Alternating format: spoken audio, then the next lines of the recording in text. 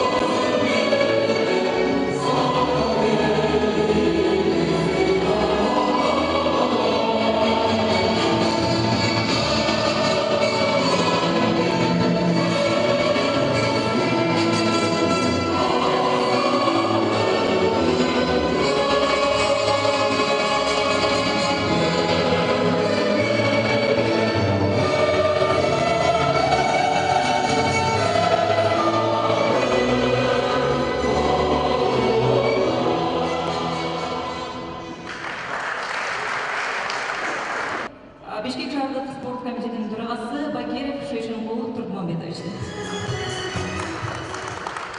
Құрметті волейболшылар, бар мартем ушул жашнакай майрамдар менен куттуктайм. Өзүңөр билгендей, мына бул Бишкек шаарынын биринчилиги биринчи этап спартакиада боло туруп, Жалал Абадта боло туруп даярдык көрүү. Анан жашнакай силердин араңардан ушу Бишкек шаарына спортсмендерди тандап алып, ийгилик каалап элем, ошо спартакиада Бишкек шаары биринчи орунга ээ болсун деп. Жакшы оюнду көргөзгүлө, ийгилик каалайм, ден соолук.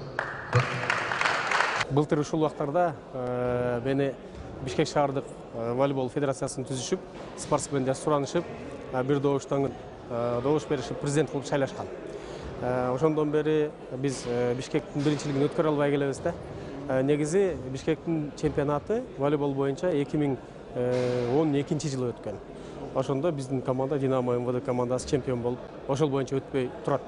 Эми бүгүн шаардык спорт комитетинин демилгеси менен, колдоосу менен биз өзүбүз федерация аябай чоң аракеттерди жүргүзүп, бүгүн ушул чемпионатты өткөрөлүк дедик. Себеби быйылкы жылы билесиздер, Жалал Абад областында Кыргызстандын спартакиадасы болот. Ошол спартакиадага биз курома команда түзүшүбүз керек. Бишкек шаарынын барып намысын коргой турган. Мен ойлойм, ушул оюндун жыйынтыгы менен, чемпионаттын жыйынтыгы менен ушул иш-чаралар болот.